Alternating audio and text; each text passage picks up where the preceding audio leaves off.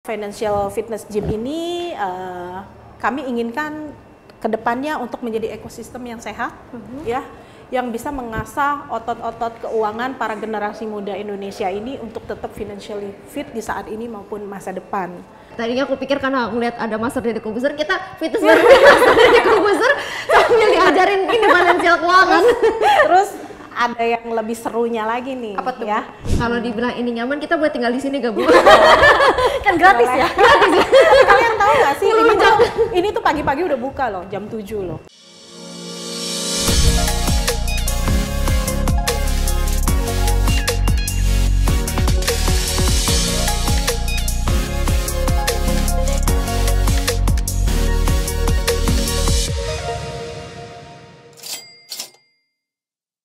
Halo Sobat Kompas.com, balik lagi di program Generasi Cuan Part 2. Masih sama Mei, sama Niken, dan juga Bu Faren Indrirawati selaku National Network Head of Bank OCBC NISP. Nah Bu Faren, kita masih mau melanjutkan pertanyaan dari netizen nih. Silakan Niken, dibacakan. Oke, ini pertanyaan kedua ini agak panjang dan agak complicated nih ya. Dari Roni Buana. Perkenalkan, nama saya Roni Buana. Pekerjaan saya sebenarnya adalah seorang buruh kerja keras. Tapi saya tertarik dengan dunia trading dan hasilnya pun saya rasa lebih besar dan lebih cepat sehingga saya berniat untuk trading for living. Pertanyaan saya nih kepada Bu Faren, yang pertama, sudah tepatkah keputusan saya itu? Yang kedua, bagaimana jikalau saya kerjakan dua pekerjaan itu sekaligus biar ada backup seandainya sewaktu-waktu margin call. Nah, yang ketiga, bagaimana cara saya memanage keuangan yang sehat dari kedua pekerjaan tersebut? Terima kasih. Jadi kalau Bu mau jadi buruh doang atau buruh trader atau jadi trader full? Ya. Oke, gimana tapi tadi ya kalimat pertama ya, selalu pemikirannya dari generasi muda Indonesia itu kalau jadi trader itu pasti keuntungan cuan ya. Padahal sebenarnya kan belum tentu ya, tergantung dari apakah kita itu paham sebenarnya dengan investasi-investasi yang kita lakukan dalam trader itu. Apalagi kita memiliki pekerjaan yang lain. Saran saya ya buat Roni, apalagi Roni pengen dua-duanya ya, tetap fokus ke pekerjaannya sama fokus ke tradingnya juga, kan dua-duanya menurut saya itu agak sedikit ada resiko ya. Roni masih baru di dunia trading, menurut saya harus benar-benar belajar investasi dulu. Seperti apa sih investasi itu? Nah, jadi bisa coba untuk profil risiko yang menengah ke bawah ya, jangan terlalu beresiko dulu. Bisa dicoba misalnya semacam produk reksadana ya, dan perlu pendampingan. Nah, kalau produk-produk reksadana itu biasanya banyak sekali kan dijual oleh bank atau manajer investasi yang dimana sebenarnya ada RM-nya yang mengelola juga gitu, yang bisa memberikan saran, yang bisa memberikan sharing knowledge lah gitu loh mengenai produk investasi ya. Jadi kalau menurut saya kalau tetap mau jalan dua-duanya, ini adalah pilihan yang terbaik sih buat Roni. Karena kalau mau yang namanya trading beneran, itu Roni harus siap terus setiap menit, setiap untuk melihat pergerakan gitu kan. Pantau layar ya. Pantau terus, jadi gimana ada waktu kalau tetap juga harus fokus ke pekerjaannya itu. Dan balik lagi tergantung pekerjaan yang Roni lakukan itu sebenarnya apa gitu. Kecuali pekerjaannya mungkin hanya diem dan hanya memonitor mungkin bisa ya, tapi kalau misalnya pekerjaannya yang membutuhkan yang di lapangan atau mesti ada fisik dan segala macam, saya rasa itu agak sulit ya. Itu ya. Seperti itu. Untuk sahabat Kompas.com, mungkin kalau dua-duanya dijalankan oke, tapi kalau untuk pilih full time trader masih belum disarankan ya sebenarnya ya.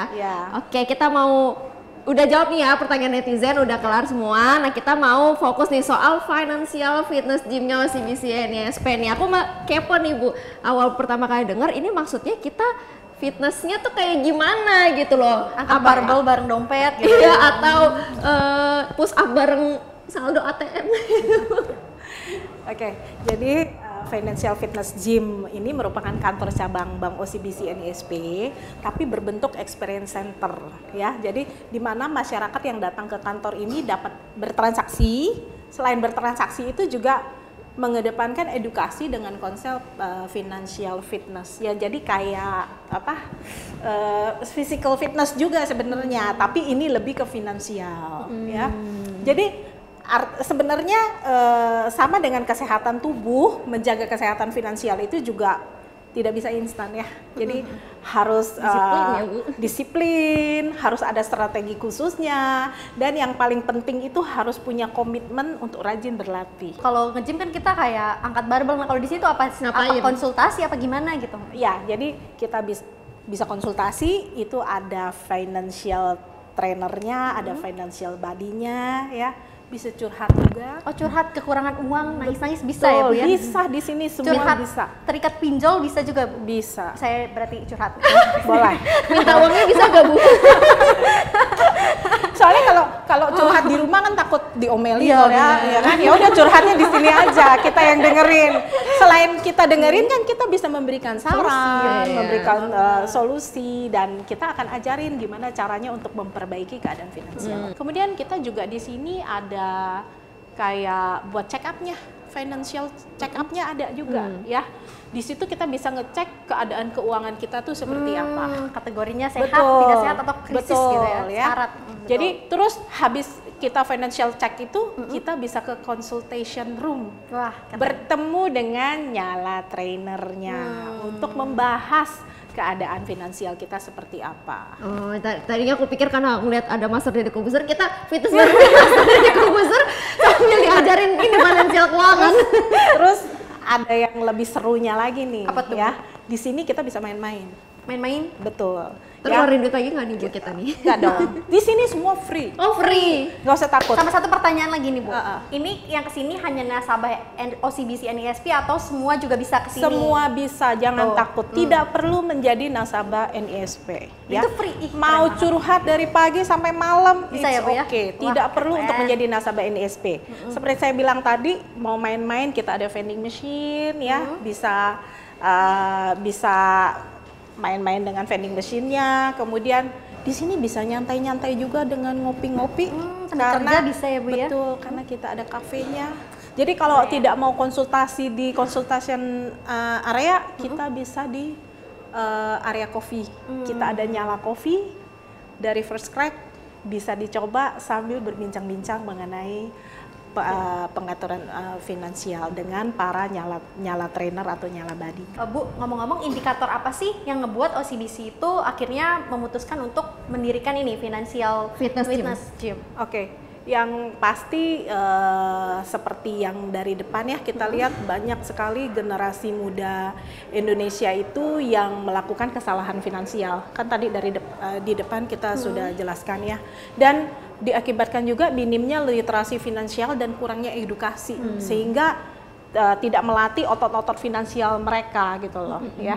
Dan kemudian financial fitness gym ini kami inginkan kedepannya untuk menjadi ekosistem yang sehat ya, yang bisa mengasah otot-otot keuangan para generasi muda Indonesia ini untuk tetap financially fit di saat ini maupun masa depan. Karena kita mau mendukung mensukseskan program pemerintah Indonesia Emas di tahun 2045. Betul, Ya. betul. Jadi itu adalah visi misi kita. Nah, ngomong-ngomong Bu, kan tadi kita udah ngomongin fasilitasnya apa aja yang udah dapet. Nah, sebenarnya manfaatnya itu apa sih? Apa yang kita dapetin setelah kita pulang dari sini? Apa kita akan menjadi kaya raya atau gimana nih Bu? Manfaat nyatanya nih Bu, nyatanya gitu. Iya. Oke, jadi kantor cabang ini memang inovatif kita buat, bukan cabang yang konservatif ya, tapi sangat modern ya kita membuat. Jadi kita pengen bikin anak generasi muda tuh pasti betah ya di sini ya, karena agak berbeda gitu lah. Kita pengen jadi sensasi banking yang sesuai dengan lifestyle para generasi muda ya.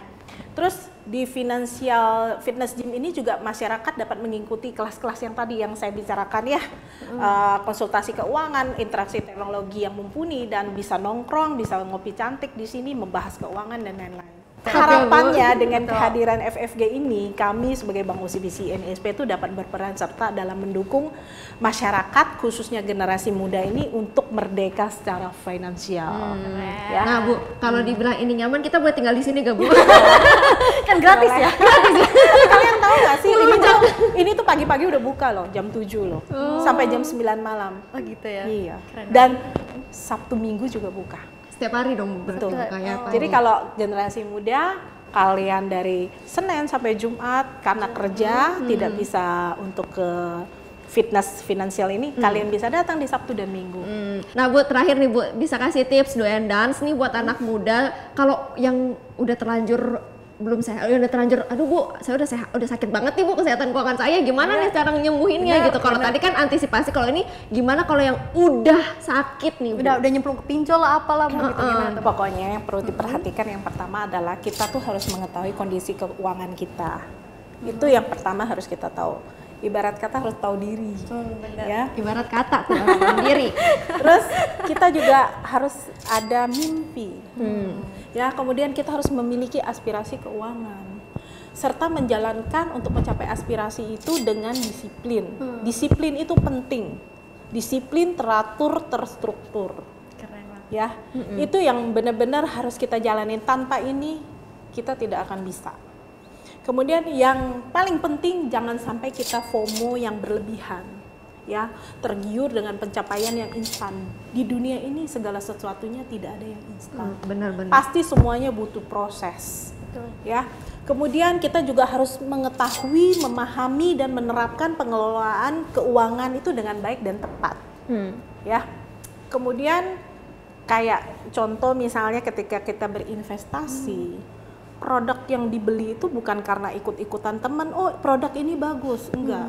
Benar-benar kita harus tahu produk itu apa, perusahaan itu apa. Jadi kita harus tahu ratingnya juga, terus harus tahu latar belakangnya, semua kita harus tahu. Ya, dan itu kita tidak bisa ikut-ikutan, benar-benar harus kita pelajari dari nol, ya.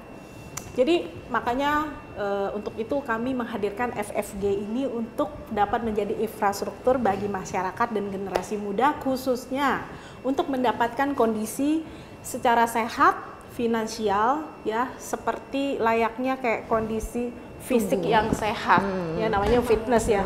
Itu dia ya. Amin. Financial fitness gymnya bukan berarti dompetnya disuruh angkat barbel ya.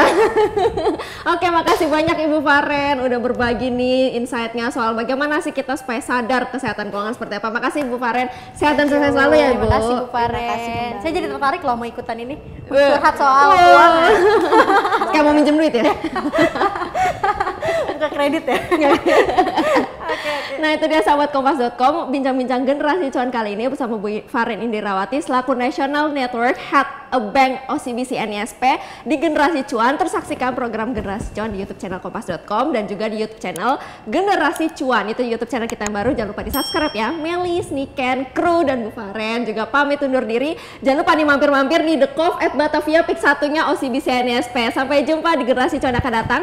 Pastikan kamu jadi generasi yang pandai melihat peluang. Dadah. Sampai jumpa.